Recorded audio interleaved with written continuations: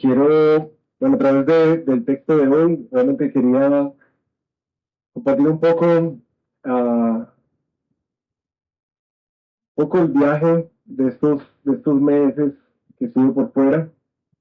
Estuve en un tiempo de sabático, desde noviembre del año pasado, por unas afectaciones de salud, emocionales, que me llevaron a varias terapias y bueno, varios procesos que el Señor quería hacer en mi vida. Pero bueno, algo en particular que me bendijo mucho fue un texto muy conocido por nosotros, que está en el libro de Isaías. Y bueno, quería compartirles algo de lo que ha sido este viaje, esta historia, con el ánimo de tratar de evitar, ¿cierto? De evitar dolores y sufrimientos. Ah, recordaba un chiste de un vampiro que llegó a la cueva estaba como lleno de sangre, y entonces le preguntaba a otro vampiro, y digo, ay, ¿dónde encontró tanta sangre? Y ¿usted vio ese muro? Sí, así, yo no lo vi. Yo quisiera, a través de este texto, poderle decir, mira, usted ese muro, yo no lo vi, yo no lo vi. Mi oración es que ustedes puedan verlo, ¿sí? Que no tenga que toparse con los mismos errores y equivocaciones, necedades, terquedades con las que este servidor se topó. Pero bueno, eso no era la introducción, sino que ustedes me la dañaron. ¿Ustedes me permiten un poquitico de regionalismo paisa? Sí. Bueno, y que dijo sí, es paisa. Mentira. Hay un dicho ahí que dice que un buen paisa no se va. ¿Ya han escuchado eso? Y yo sé que también los de Cundinamarca, ¿cierto? Los de Boyacá, nadie se va a hacer. Para efectos de ser un buen paisa no se va. ¿Qué es lo que le dice ese dicho? ¿Qué es lo que está tratando de expresar? Que no importa las circunstancias en las que se encuentre, un paisa le busca la tumba al paño, ¿cierto? Resuelve, sale adelante. Por más que se encuentre como en una encrucijada, logra encontrar un camino para salir adelante, ¿cierto? El paisa dice como que puede que esté dura la cosa, pero de esta salimos, ¿sí? O como dice mi mamá, por donde uno mete la cabeza, saca el cuerpo, ¿cierto? Así fue. Y digamos que el dicho es uno de esos dichos que como que le hace levantar pecho, y no solamente el paisa, porque yo creo que es algo mucho de nuestra cultura aquí en Colombia, como que uno sabe resolver las cosas y sale adelante, como que no se atasca. Pero, ¿qué si esa capacidad resolutiva, ¿cierto? Esa capacidad que tenemos de resolver las cosas complejas en la vida, al mismo tiempo fuera una gran debilidad para nosotros? Estaba viendo una encuesta que se hizo el año pasado, en 2024, en Latinoamérica, tratando de mirar los niveles de estrés que tenían los latinoamericanos. Y bueno, dentro de esa, la revista Semana ha sacado un artículo particularmente mostrando esta cifra. El 62% de los colombianos padece estrés crónico. 62% de los colombianos. Más de la mitad de la población padece un estrés crónico que impacta su vida diaria, que interfiere en cómo vive, que no es una sensación pasajera, sino que es una forma de vivir constante en la vida, con estrés. Cuando una persona siente que todas las cosas de su vida, él tiene que resolverlas y tiene que tener la capacidad de resolverlas, ajustarlas y controlarlas, de alguna manera empieza una sensación de hipervigilancia, ya no se duerme bien, ya se trasnocha, no se puede conciliar el sueño, porque todo el tiempo está tratando de darle vueltas y vueltas y vueltas para ver cómo es que sale adelante, porque como un paisa no se vara, Pero junto con eso empieza una autoexigencia. Dicen por ahí algunos filósofos de este tema del burnout que una de las principales dificultades es que la persona misma es su peor verdugo. Así que hay una exigencia constante de que tiene que poder y una ilusión de que de alguna manera puede controlarlo. Lo que sea, lo que sea. Desde las finanzas, tu trabajo, el negocio, tu matrimonio, tus hijos, lo que sea. Da la sensación de que tú puedes controlarla. Por eso la cifra del 62% de los colombianos. Un estrés constante. Ahora, el estrés, mis queridos, si ustedes se dan cuenta, está muy conectado como con temores, con lo que no teme. Piensen que nos pone ansiosos. ¿Qué es lo que empieza a rumiar nuestra cabeza una y otra vez? Son cosas que nos da temor hacia el futuro. O cosas en las que nosotros ya perdimos la esperanza. Como que no se puede cambiar. Pues mis hermanos, básicamente este es un cuadro de un paisa que se quedó varado. Básicamente eso fue lo que me pasó. Un paisa que efectivamente se quedó varado. La urgencia de resolver todo, la tendencia de estar en todas partes para todo el mundo, de poder arreglar cualquier situación, de poder traer paz, de poder traer tranquilidad, de poder organizar, de poder controlar. Esa urgencia que no espera los procesos, esa que no se detiene a poder orar y aquietar el corazón y hacer silencio para escuchar a Dios. Esa berraquera, ese emprendimiento, esa capacidad que de alguna manera a veces corre tanto, tanto que deja a Dios atrás.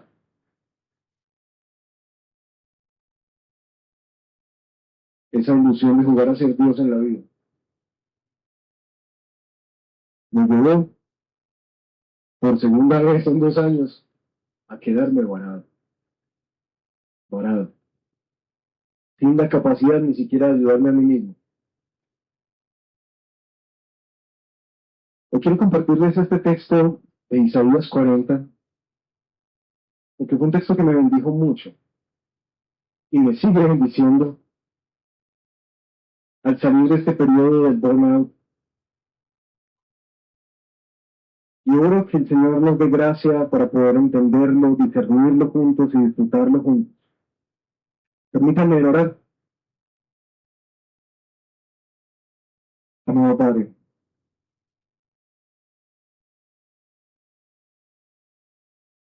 tú sabes que muchos de nosotros acá somos muy berraquitos,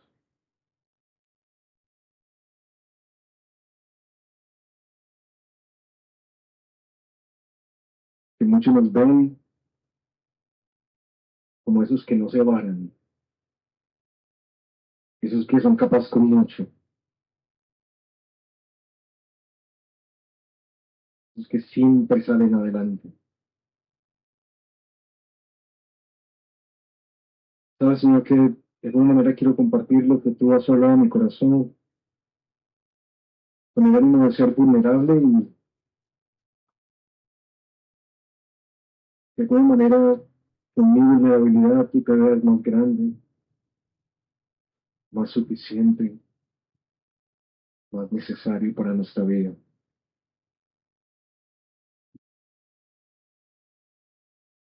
Yo soy, Señor, que hay un dicho que dice que nadie aprende por cabeza ajena. Pero, Señor, en verdad yo quisiera que ese no fuera el caso hoy, para que quienes están como yo, cargados, trabajados, cansados, quienes les está pesando la vida y quienes temen mostrarse vulnerables, siguen adelante y siguen adelante. tratando de no quedarse varados en el camino. Por favor, que especialmente ellos puedan junto conmigo, Señor, que sigo aprendiendo a encontrar mi paz y descanso en el Señor. Eso te lo pido en el nombre de Jesús. Amén. Amén. Bueno, mis hermanos, hay un contexto antes del texto porque básicamente el contexto en el que se escribe es clave para poder entender esta carta que el Señor le manda al pueblo.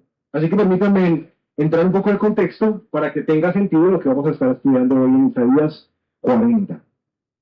El libro de Isaías es un libro que se compone de dos partes muy grandes, es decir, una del capítulo 1 al 35, al 39, que tiene que ver con el juicio, la reprensión de parte del Señor a un pueblo que ha sido rebelde, especialmente su liderazgo. Ha empezado como con avaricia, con autocomplacencia, injusticia, han permitido muchas cosas dentro del pueblo. Cuando Dios constantemente les ha hablado, ellos se han hecho los oídos sordos. Eso les llevó, en últimas, por ahí en el capítulo 6, a una reprensión de parte del Señor y el anuncio de una gran disciplina. Y es que Dios los iba a llevar a un tiempo de exilio, un tiempo cortico, 70 años más, ¿sí? 70 años de exilio en una nación lejana.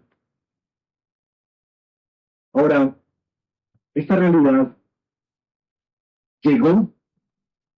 En el capítulo 39 se anuncia al rey Ezequías que va a venir un pueblo del norte y se los va a llevar y va a acabar con todo. Y termina el capítulo 39 con esa sensación de que el juicio viene. Y de repente pasamos al capítulo 40 y el capítulo 40 comienza diciendo: consuelen, consuelen a mi pueblo. Y me dice: uy, ¿qué pasó? Me perdí en la película. Cuando tú lees Isaías, tú tienes que entender que Isaías juega mucho con los tiempos. Muchas de las profecías que él enseña son cosas que los que están escuchando lo van a vivir. Otras, los que están escuchando no lo van a vivir, sino que lo van a vivir más adelante. Por ejemplo, cuando viene el exilio. Y tiene profecías del retorno del exilio. Y tiene profecías de los tiempos cuando Cristo viene. Y tiene profecías del Apocalipsis. Esa es la curiosidad que tiene el libro de Isaías para quienes han pasado por ahí, como que no se pierden. Lo que pasa es esto, que entre el capítulo 39 y el capítulo 40 hay nada menos 150 años. Digo, ¿cómo así? Pero, ¿qué pasó? Resulta que esa bisagra, esa bisagra, es la bisagra en la que el pueblo efectivamente experimenta el exilio. Acaban con el templo, acaban con su ciudad, acaban con sus casas y sus campos, y toman todo el pueblo y se lo llevan a la nación de Babilonia. Pero en esos 150 años, ellos ya llevan un poco más de 60 años en una disciplina del Señor. Están esperando. Ellos están aguardando el momento en el que el Señor dijo que los iba a restaurar. Ahora pensemos, si pasan 150 años, eso quiere decir que a quienes se les anunció el juicio no son las mismas personas que están recibiendo esta promesa. ¿Cierto? Por lógica, no son las mismas personas, sino que son los hijos de aquellos que recibieron la profecía. Es decir, personas que de oídas oyeron del gran Dios Yahvé y todo lo que había hecho. Personas que solamente escucharon de las grandes obras del Señor, porque su vida, esos 70 años, solo ha sido experimentar el cautiverio, experimentar el no tener tierra, el no tener patria, el no tener una identidad. Ahora, lo único que esta gente tiene son memorias prestadas de la fe de sus padres. Historias de lo que Dios hizo, de lo que Dios prometió, por allá lejana. Este es un pueblo que tiene una fe que se me legó, pero que tal vez ellos no han experimentado nunca. Sí tienen rituales, sí siguen leyendo algunos libros, pero ellos no han experimentado nada acerca del Señor. Ahora, si te ubicas en este cuadro, creo que ayuda mucho ponernos como sus zapatos para tratar de entender cómo es que van a hacer eco estas palabras. Piensa usted, ¿qué sensación tendrías con esa fe prestada y unas promesas de hace mucho tiempo que no se han cumplido? Sigues estando lejos de casa. Y vive una gran nación, próspera, impresionantemente grande, militarizada y con su gran dios Marduk. Cuando tú ves que todo en el mundo le funciona, pero el dios al que tú adoras parece tan ausente. Ahora, la verdad es que no tenemos que imaginarnos mucho. Porque, mis queridos, yo creo que muchos de nosotros vivimos con una fe prestada. Y yo sé que muchos de ustedes han escuchado muchas cosas que Dios puede hacer, pero no las han experimentado. ¿Cierto que sí? Muchos tienen tal vez recuerdos lejanos de por allá cuando llegaste a conocer a Cristo. Y cosas grandes y poderosas que pasaron, pero hace años tu vida está en una aridez. Nada ha pasado. Hay otros que siguen con su fe persistente, pero como debilitada. La pregunta es, 150 años después, ¿qué quiere hablarle al Señor? ¿Qué le habla Dios a un pueblo que claramente ha perdido la esperanza? Un pueblo que ha empezado a poner sus ojos en otros lugares que parecen funcionar más. ¿Y qué le habla el Señor a un pueblo que por la urgencia de tratar de hacer vida sin Dios ha experimentado fatiga, agotamiento y ansiedad, desgaste? Pues bueno, lo que le voy a decir en Isaías 40 es básicamente como titulamos la predicación: aquí está su Dios. Aquí está su Dios. Vamos a ver que el Señor va a mostrarle a este pueblo que ya perdió la esperanza y a causa de eso ha empezado a experimentar muchas cosas en su propia vida. Le va a mostrar y les va a recordar que ellos tienen un Dios consolador, que tienen un Dios incomparable y que tienen un Dios sustentador. Así que arranquemos con esta primera revelación que Dios hace de sí mismo como el Dios consolador. Isaías 40, versículo 1. Consuelen, consuelen a mi pueblo, dice su Dios. Hablen al corazón de Jerusalén y díganle a voces que su lucha ha terminado, que su iniquidad o su pecado ha sido quitada, que ha recibido de la mano del Señor el doble por todos sus pecados, es decir, lo que es coherente con el pago de su pecado. Una voz clama: preparen en el desierto camino al Señor, allanen en la soledad calzada para nuestro Dios. Todo valle sea elevado y bajado todo monte y collado. Vuélvase llano el terreno escabroso y lo abrupto ancho valle. Entonces será revelada la gloria del Señor y toda carne aún la verá, pues la boca del Señor ha hablado. Una voz dijo: clama. Entonces él respondió: ¿quién debe clamar? Que toda carne es como la hierba y todo su esplendor es como la flor del campo. Se seca la hierba, se marchita la flor, cuando el aliento del Señor sopla sobre ella. En verdad, el pueblo es hierba. Se seca la hierba, se marchita la flor. Pero la palabra de nuestro Dios permanece para siempre. Súbete a un alto monte, oh Sión, portadora de buenas nuevas. Levanta con fuerza tu voz, oh Jerusalén, portadora de buenas nuevas. Levántala, no temas. Dile a la ciudad de Judá: aquí está su Dios. Miren, el Señor Dios vendrá con poder y su brazo gobernará por él. Con él está su galardón y su recompensa delante de él. Como pastor, apacentará su rebaño. En su brazo recogerá a los corderos y en su seno los llevará. Guiará con cuidado a las recién paridas.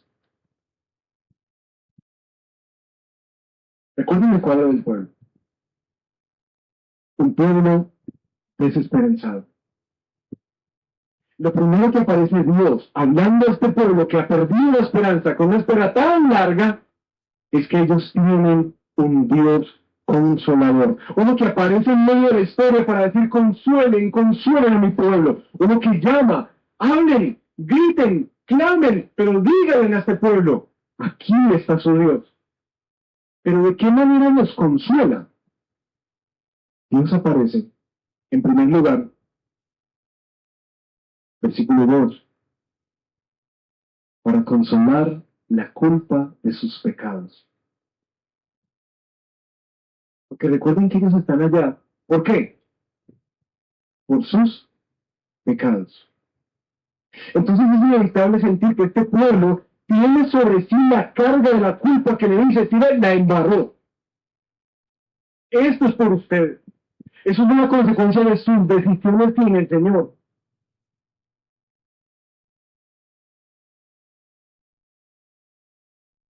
Y mis hermanos, muchas veces es la manera en que nosotros experimentamos nuestro caminar con Cristo. Una culpa que nos aplasta, que nos hace andar de cabeza agachada. Pero aquí aparece el Señor, lo más hermoso, no nos voy a restaurar, los voy a salvar, los voy a llevar. Recuerden, ya el castigo por sus pecados ha terminado. La justicia ha sido cumplida. Tu pecado ha sido quitado. Eso hace un eco a quien carga en sí mismo la culpa de que por mi causa estoy experimentando esto. Por mi causa mi familia está viviendo esto. Por mi causa este negocio, esta situación, esta relación, por mi causa está mal. Y eso fue un refrigerio para mí en este tiempo. Recordar de alguna manera que el Señor ya depositó el precio, la paga de lo que yo merecía, no solo lo pasado, sino lo presente y lo que viene, ya la canceló completamente en la cruz. Yo no fui el que recibí el doble pago por mi castigo, por mis pecados, sino que fue el Señor. Lo otro que hace para consolar es que nos prepara, le dice, prepárense para el encuentro. En el desierto, que es un lugar árido, les dicen, preparen un camino para el Señor. Es decir, que hagan las sendas rectas para encontrarse de nuevo con el Señor, que durante 70 años, de alguna manera, ellos han sentido lejano. Y les dice, vuélvanse a mí, preparen el camino. ¿A quién les suena? Juan el Bautista, las mismas palabras. Que es el que dice que arrepiéntanse. Básicamente este pueblo ha terminado su disciplina y Dios les dice, voy hacia ustedes, preparen su corazón para mí. Versículo 68. Esta voz clama y les dice, ustedes son como una hierba que hoy está y mañana desaparece. Pero ¿saben qué no es así? ¿Saben qué no es así? Algo que está y es muy bonito y se ve glorioso y después el Señor hace, desaparece. ¿Saben qué no es así? La palabra del Señor. Las promesas que yo les he hecho no son así, no son como ustedes, no caducan, son para siempre. Y lo que yo he prometido hacer, lo haré. Y esto es hermoso para quienes han estado desconsolados en la espera, porque uno siente como que el Señor se olvidó de mí, como que la historia es todo este pecado en el que yo estoy viviendo, ya no hay nada más. Pero el Señor dice, no, mi palabra no ha terminado. Ella no se esfuma con ustedes. Esa se cumplirá. Y lo último que hace para consolar a su pueblo, en el versículo 9 al 11, levanta la fuerza, Levanta con fuerza tu voz. No temas, porque tú tienes buenas noticias.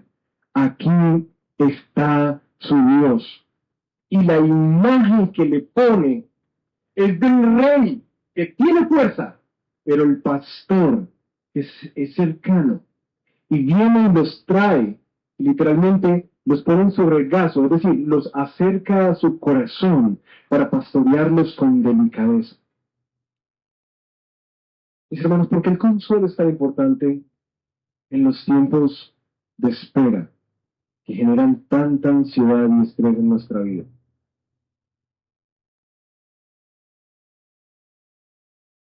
Porque muchas veces en la cotidianidad y en el correr del día a día, muchas de las cosas que nosotros queremos controlar, arreglar, literalmente son cosas en las que tú sientes dentro de ti que la embarras. Que lo que estás viviendo es por tu culpa, por tus malas decisiones. Y he hablado con muchos de ustedes que, como yo, andan como un látigo dándose para atrás todo el tiempo. Sí, es que fui yo, fui yo, fui yo, fui yo. Y no podemos disfrutar del perdón gratuito que por gracia es extendido desde la cruz para todo aquel que se arrepiente delante de él. Y dice, Señor, sí lo embarré. Y metí en esto porque no te consulté, porque decidí no atender tu voz. Y aquí estoy. Tristemente a veces se siente la vida así, como una culpa que nos persigue constantemente. Y para aquellos que como yo han experimentado eso, este es un consuelo del Señor. Has sido perdonado. Recuerda que el castigo que merecías ya ha sido pagado. No dejes que el acusador de los hermanos, Satanás, como lo describe Apocalipsis, quite el gozo del perdón gratuito que Dios ya vino a darte a ti. Pero también, mis queridos, esa sensación que nos da a veces cuando nos encontramos en encrucijadas, ustedes se han dado cuenta que uno siente como que ya esto es toda la historia. Ahora no tengo futuro. ¿Y por qué es que los índices de suicidio suben tanto? Básicamente por eso, porque no hay esperanza hacia el futuro. La historia es eso. La historia es este caos, la historia es este problema, la historia es esta situación que yo no puedo cambiar, la historia es esta enfermedad, la historia es esta escasez. Esa es la historia y esa es toda mi historia. Y por eso es tan hermoso cuando Dios aparece diciendo, ustedes pasan, y sus circunstancias pasan, los tiempos gloriosos se van, pero mi plan y propósito con ustedes no se acaba. Eso trae consuelo al corazón y la certeza de que viene y ahora se acerca este rey pastor para que nosotros clamemos, como dice el Salmo 23, el Señor es mi pastor, nada me faltará. Ahora, ahí no termina la carta del Señor para este pueblo, sino que continúa y empieza en el versículo 12, si ustedes lo miran, con una pregunta. ¿Quién midió las aguas en el hueco de su mano? Y cuando uno está estudiando es como que, ¿qué pasó? ¿Por qué ese salto? Desde ahí, Dios empieza otro tema y va a empezar a mostrarles que Él es un Dios incomparable. ¿Pero por qué? Versículo 12 en adelante. ¿Quién midió las aguas en el hueco de su mano y con su palmo tomó la medida de los cielos? ¿O con un tercio de medida calculó el polvo de la tierra? ¿Quién pesó los montes con la báscula y las colinas con la balanza? ¿Quién guió al Espíritu del Señor o como consejero suyo le enseñó? ¿A quién le pidió consejo y quién le dio entendimiento? ¿Quién le instruyó en la senda de la justicia? Le enseñó conocimiento y le mostró el camino de la inteligencia. Las naciones le son como una gota en un cubo y son estimadas como granos de polvo en la balanza. Él levanta las islas como el polvo fino. El líbano no basta para el fuego, ni bastan sus bestias para el holocausto. Todas las naciones ante él son como nada, menos que nada, e insignificantes son consideradas por él. Y aquí está lo que quiere trabajar y pastorear en el pueblo. ¿A quién, pues, asemejarán a Dios? ¿O con qué semejanza me compararán? El artífice funde un ídolo, y el orfebre lo recubre de oro, y el platero le hace cadenas de plata. El que es muy pobre para tal ofrenda, escoge un árbol que no se puya. Se busca un hábil artífice para erigir un ídolo que no se tambalee. No saben, no han oído, no se lo han anunciado desde el principio, no lo han entendido desde la fundación de la tierra. Él es el que está sentado sobre la redondez de la tierra, cuyos habitantes son como langostas. Él es el que extiende los cielos como una cortina y los despliega como una tienda para montar. Él es el que reduce a la nada a los gobernantes y hace insignificantes a los jueces de la tierra. Apenas han sido plantados, apenas han sido sembrados, apenas han arraigado en la tierra su tallo. Cuando él sopla sobre ellos, se secan. Y la tempestad, como hojarasca, se los lleva. ¿A quién, pues, ustedes me harán semejante para que yo sea su igual? Dice el santo. Alcen a lo alto sus ojos y vean quién ha creado estos astros, el que hace salir en orden a su ejército y a todos llama por su nombre, por la grandeza de su fuerza y la fortaleza de su poder, no falta ni uno.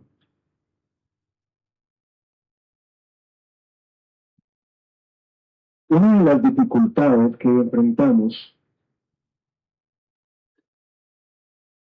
cuando empezamos a perder nuestra esperanza en la espera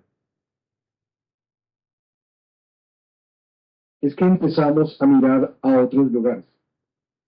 ¿Se han dado cuenta de eso? Dios está, y van a ver quienes vean Isaías más adelante, en una y otra vez, repite esta idea en contra de los ídolos. Resulta que ellos estaban en Babilonia, y Babilonia era una nación politeísta. Sin embargo, había uno que era el dios de todos los dioses, que se llamaba Marduk. Tenía un templo enorme, que el templo de Salomón se veía chiquito al lado de ese. Era enorme. Y era una estatua gigante que sacaban en procesiones. Las estatuillas de Marduk son a lo que se está refiriendo, más o menos estatuas de 15 o 20 centímetros, que básicamente representaban no solamente como la idea del Señor, sino del Señor no, de Marduk, sino que representaba que la deidad estaba para conmigo. Pero porque el Señor le habla a su pueblo acerca de lo fútil, de lo inútil, perdónenme la palabra, de lo estúpido de una estatuilla de Marduk. Si ustedes ven más adelante, hay de hecho casi que una sátira en Isaías 45, cuando el Señor les está mostrando a ellos que en últimos esos ídolos se cortan una madera y la mitad va para calentarse en la fogata y la otra mitad es para un dios. ¿Qué tiene eso? ¿Cómo te vas a salvar un pedazo de madera que tú mismo hiciste? No, mis hermanos, es que es muy complicado. ¿Cómo me he fregado en la vida?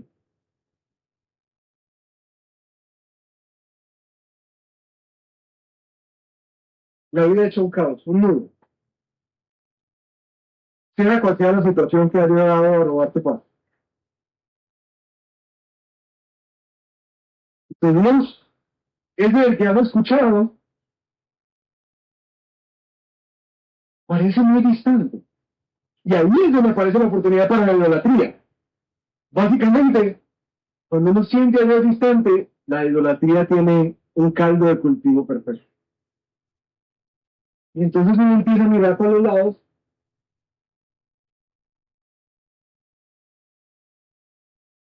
a ver qué le funciona a los otros. Y lo que ellos allá en Babilonia están viendo es que hay una gran nación superpoderosa, militarizada, con un montón de dinero, de tesoro, sin problema. La imagen es, parece que Marduk funciona más, ¿no? Y Dios es directamente ese pueblo que ha estado 150 años, aguardando esto. Y les dice, ustedes me van a comparar con Marduk. Y note lo que quiere dejar claro el Señor, que Él es el Señor del cielo y de la tierra, que no hay nadie como el Señor, que Él pesta, que Él mide, que todas las cosas grandes que ellos ven, como el monte Líbano, en última, ni siquiera alcanzan para un acto de adoración a este Dios, el Dios de su pueblo de Israel. Pero también les lleva a reflexionar sobre ese pequeño ídolo que ellos empezaron a mirar como con coquetería, como que, ¿será que esto me funciona un poquitico más?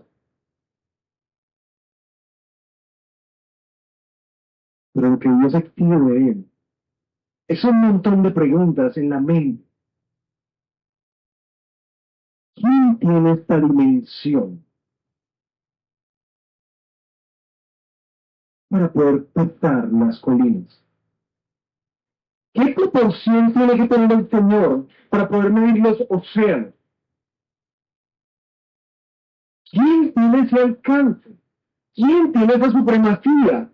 ¿Quién tiene ese nivel de independencia para decir, a mí nadie me ha enseñado? A mí nadie me instruyó. ¿Quién tiene ese nivel de sabiduría para engranar la historia? ¿Quién? Es la pregunta que hay detrás de todas esas preguntas retóricas. ¿Quién? Solamente el Señor. La grandeza del Señor es tal que las naciones son como una gotica en un vaso de agua. Y las islas son como polvo. El enorme Líbano no alcanza. Y todo lo que hay en la tierra es insignificante para él. Mis hermanos, ustedes ven el tamaño que Dios está representando de sí mismo para este pueblo. Porque creen que lo hace. Pues básicamente, porque la imagen que tú y yo tenemos de Dios moldea la manera en que enfrentamos la vida. Si tu Dios es tan chiquitico, ¿qué poder va a tener para controlar tu historia? Para salvar tu familia, para proveer para tu familia. Si la idea que tú tienes de Dios es tan pequeñita, ¿qué esperanza hay para ti? Ninguna. Y ahí con uno de esos textos es donde uno tiene que poner a decir, Señor, la verdad es que yo soy muy ignorante. Y mucha de esta ansiedad y este estrés tiene que ver con esa imagen tan reducida que yo tengo de ti. Es muy reducida.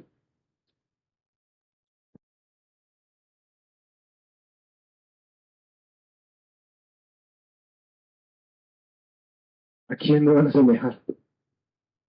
¿Con quién me van a comparar? ¿Cómo Dios reprende esa ignorancia y les dice, ustedes no han entendido nada. Tantos años caminando con ustedes y todavía no comprenden quién soy yo. Eres el que gobierna. Estás sentado sobre la tierra, extiende los cielos como cortina, reduce a los gobernantes, esos grandes y poderosos, y llega y ¡pum! Desaparecen. ¿A quién me van a hacer semejante para que yo sea su igual? Miren, solamente levanten la mirada y vean hacia los cielos. ¿Quién ordena estas cosas? ¿Quién llama por nombre? Para que cada día disfrutes del sol y en la noche de la luna, y te asombres con las estrellas. ¿Quién hace eso? Parece que las circunstancias adversas hacen que nosotros miremos para todos lados, menos para arriba. ¿Se han dado cuenta de eso? Como que la adversidad tiene eso, que nos hace mirar para todos lados, menos para arriba, para donde tenemos que mirar. Dios nos dice, alza la mirada. Pero cuando estaba armando esto, mis hermanos, me puse a pensar, ¿viste? Bueno, ellos estaban en esta nación y había ídolos, ¿cierto? Totencitos así, bulticos. Quizás nosotros no tenemos, en este momento, yo sé que estamos en un contexto fuertemente religioso, pero quizás en nuestra cultura un poco más moderna, uno no ve, uno no ve tanto esta confianza como en un bultico, como para que no te descartes del panorama. Como, "Ay, pues, yo no veo esta tuya".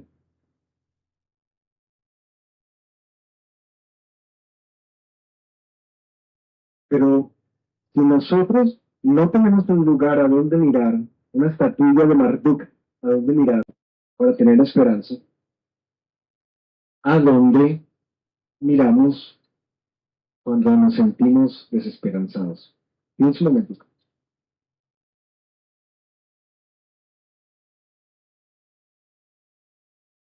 ¿Qué es lo primero que se viene a la mente cuando hay problemas? Y nosotros hemos hablado de los ídolos funcionales, ¿cierto? Que uno dice, no, no, es que si tan solo tuviera platica para no tener fe, ¿cierto? O si tan solo tuviera este trabajo, o si tan solo tuviera esta posición, o si tan solo, ¿cierto? Que sentimos que si tuviéramos algo, esto solucionaría la vida. Pero mis hermanos, resulta que me encontré con algo en este tiempo, algo de lo que yo no era muy consciente. Un ídolo, un ídolo, que estaba muy afincado en mi corazón y no me había dado cuenta. Hice una imagen de eso para que lo vean.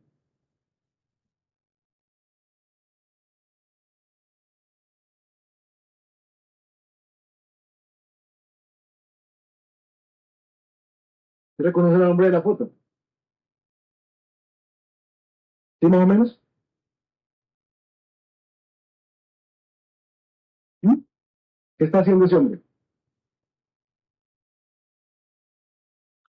Está haciendo una imagen de sí mismo. Ese soy yo, ilustrado por la IA.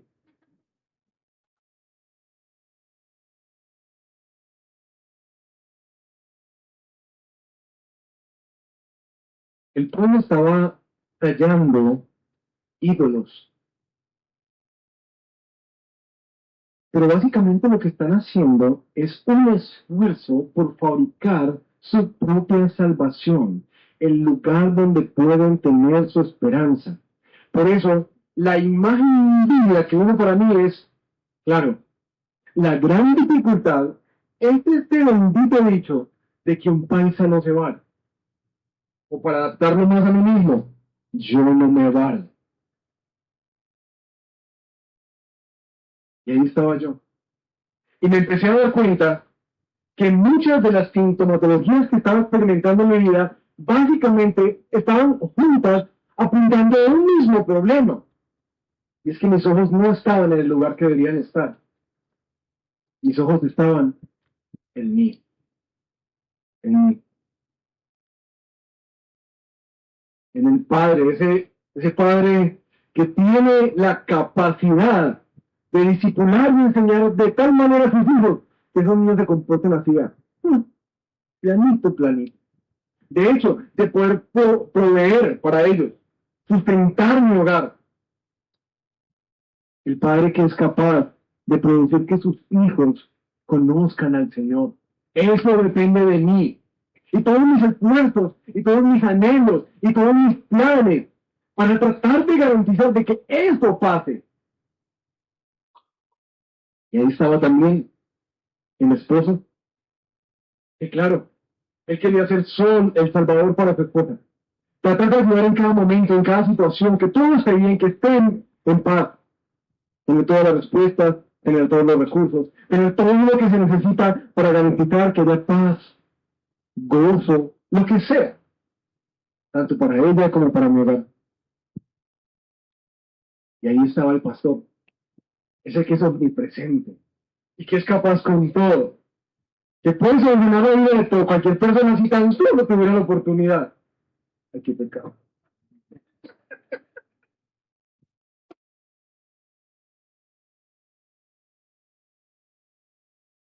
Ese que cree que ostenta la omnipresencia de Dios para estar en todas partes. Ese que cree que ostenta la sabiduría de Dios, es capaz de arreglarme todo. Hermanos, uno que en verdad, que el Señor le dio un poquito más de tiempo, salva al mundo.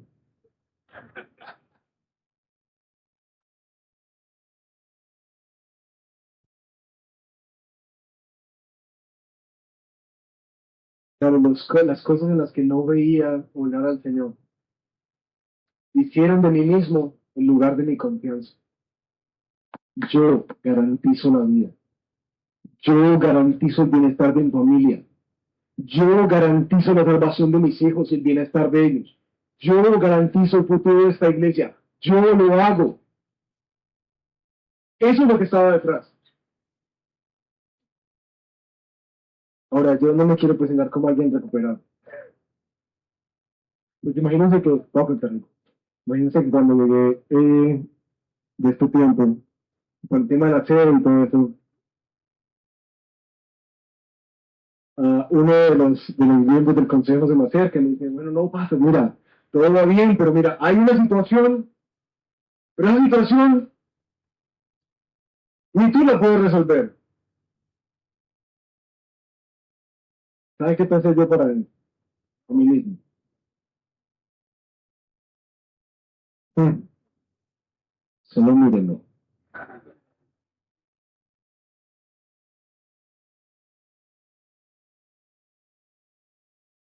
2 segundos después estaba casi llorando delante del Señor. Yo, no, no, no, no, Señor, no, no, no, yo no soy Dios. Esos zapatos son muy grandes para mí. Y estoy aquí porque estoy aplastado tratando de jugar tu papel en mi vida, tu papel en la vida de mis hijos, tu papel en la vida de mi esposa, tu papel en la vida de la iglesia. Yo no soy Dios. Soy limitado en tantas diferentes maneras, Señor. Tantas.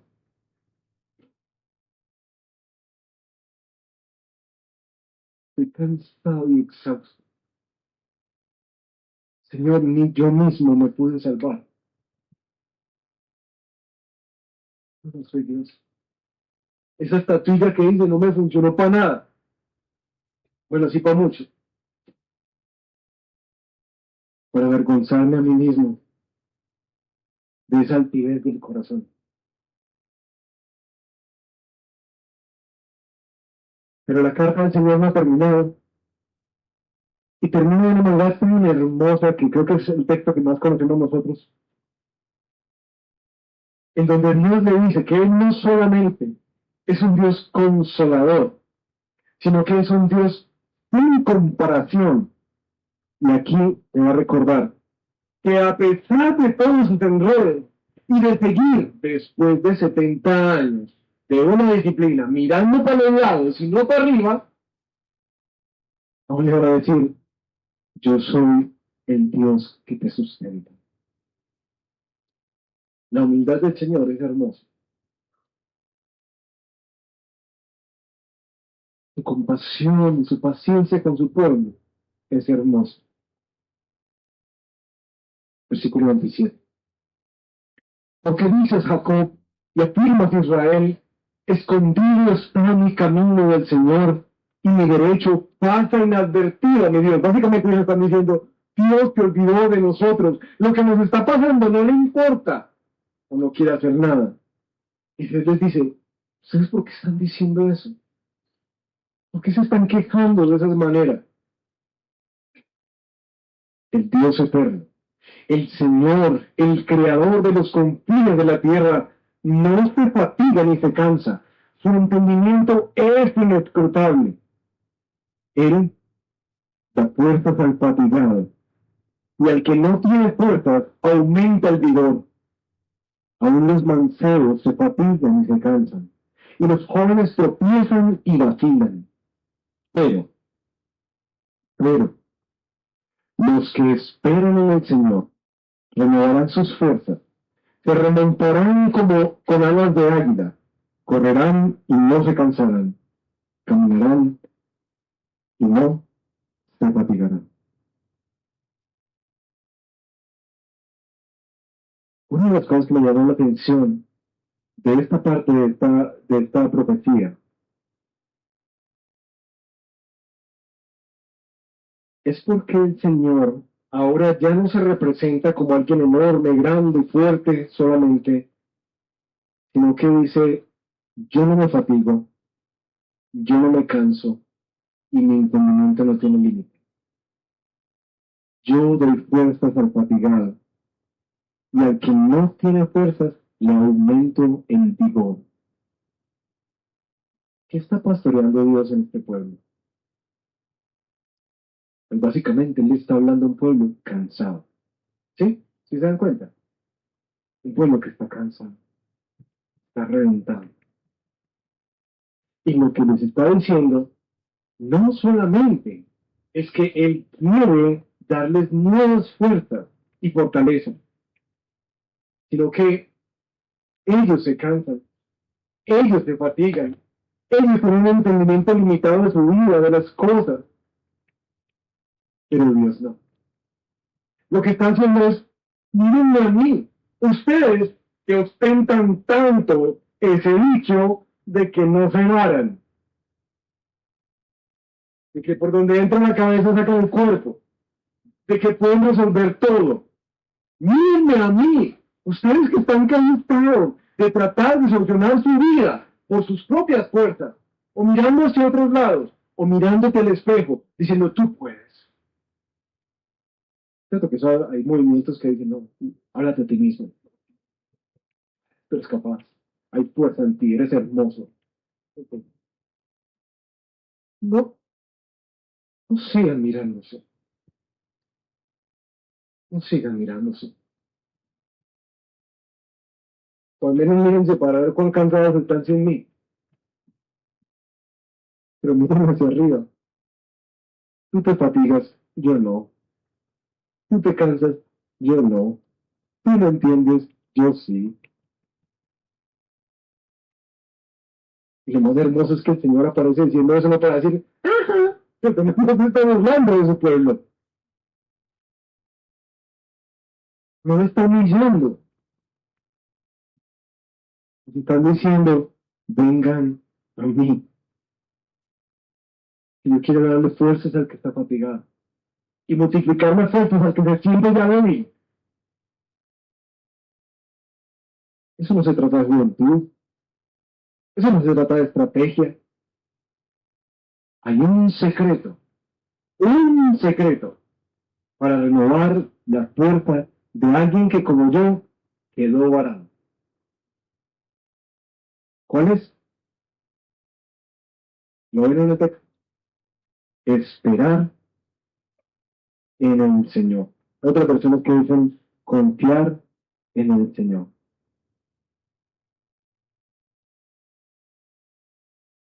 Básicamente, mis hermanos, mucho de la ansiedad, estrés, agotamiento que pude experimentar en este último año me llevó a esta reflexión. Y de ahí, irónicamente, conociendo mucho del Señor, enseñando mucho del Señor, pero no esperando en Él. Y hago esto como una confesión para ustedes, porque sé que de alguna forma, no sé por qué todavía, pero todavía me tienen como en un buen concepto. Algunos. Pero mis hermanos, como oraba ahorita Henry, de manera preciosa, a veces hay tanta teología, que necesita bajar a un corazón que aguarda en el Señor. Ese, ese corazón que aprende a esperar en medio de la adversidad, de las esperas prolongadas, porque conoce al Dios que hizo la promesa. Ese renueva fuerzas, ese se levanta como águila, ese es capaz de seguir corriendo en la vida, pero no cansarse. Ese es capaz de caminar y no fatigarse, porque su fuerza y su confianza no descansa en sí misma, sino que descansa completamente en quién, en el Señor. Una pregunta para culminar.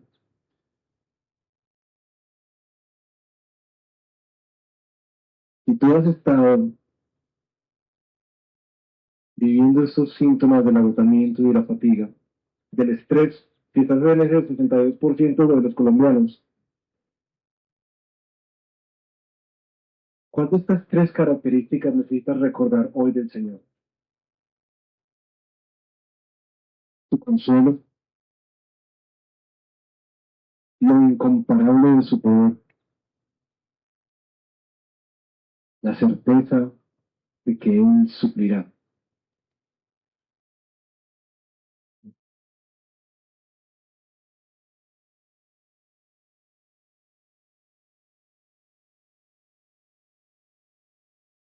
Entonces, si tomamos un momento y oramos,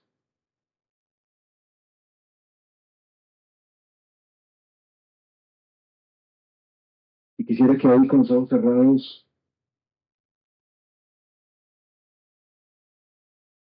le preguntes al Señor de dónde viene este agotamiento,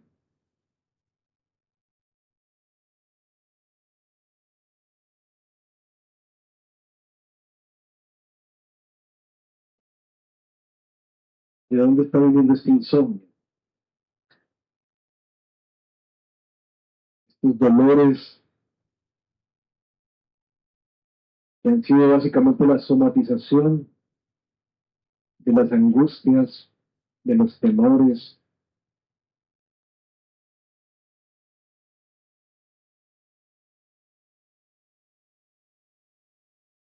Pregúntale al Señor.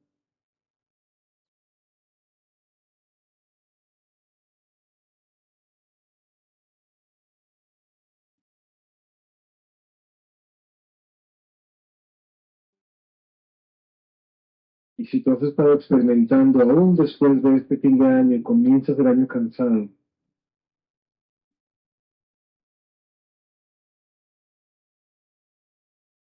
ansioso y estresado,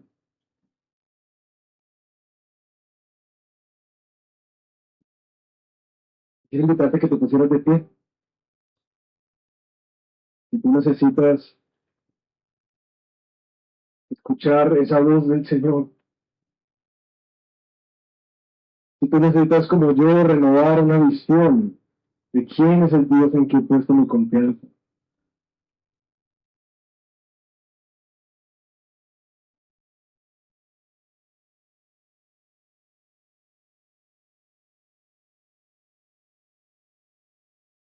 es una promesa para el Señor, del Señor para nosotros, que descansa solo en los versículos más adelante, y es la ampliación de esa promesa de yo voy a dar fuerzas. Dice Isaías 41, versículo 9, mi siervo eres tú, yo te he escogido y no te he rechazado. No temas, porque yo estoy contigo. No te desalientes, porque yo soy tu Dios. Te fortaleceré, ciertamente te ayudaré, te sostendré con la diestra de mi justicia.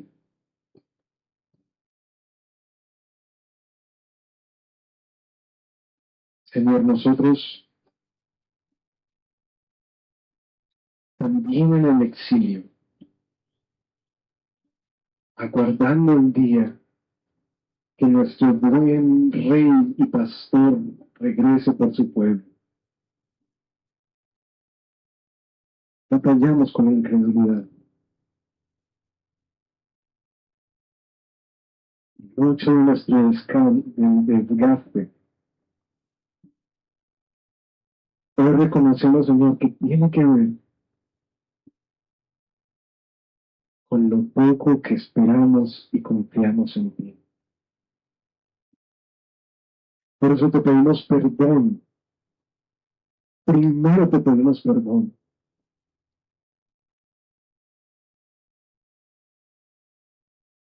por haber puesto nuestros ojos en lugares distintos,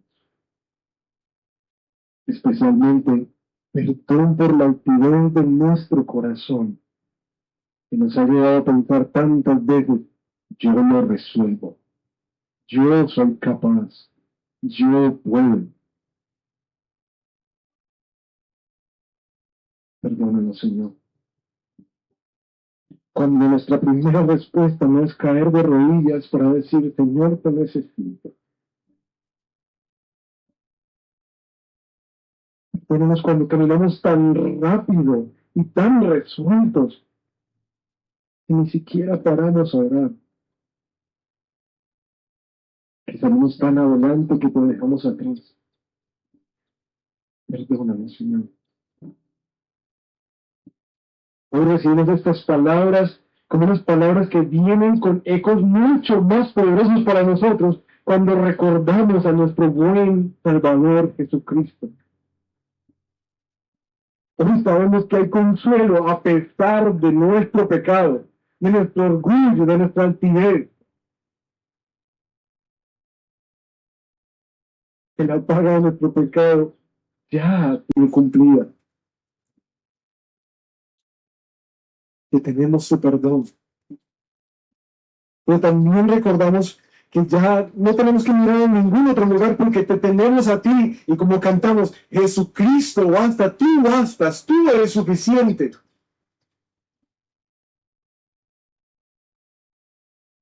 Pero te pedimos juntos, Señor, renueva nuestra fuerza, renueva nuestro ánimo, renueva nuestro corazón desgastado. Y líbranos, Señor, de esos patrones tan tóxicos en los que hemos caído, de siempre andar adelante de ti, siempre dejar que nuestra mente se llene de las formas en que las cosas pueden salir mal, pero también las formas que nos vamos a resolver nosotros mismos, Señor. Ayúdanos a guardar silencio, a estar quietos delante del Señor para conocer que tú eres Dios. Hoy nos volvemos a ti, nuestro buen pastor, el que dio la vida por sus ovejas. Y si dio la vida, ¿cuánto más no nos dará todo lo que nos falte? Esa es nuestra garantía en Cristo Jesús. Descansamos en eso. Que tú eres nuestro buen pastor. Y nada nos faltará. Nada nos faltará. Te amamos, Señor. Y te adoramos. En el nombre de Jesús. Amén.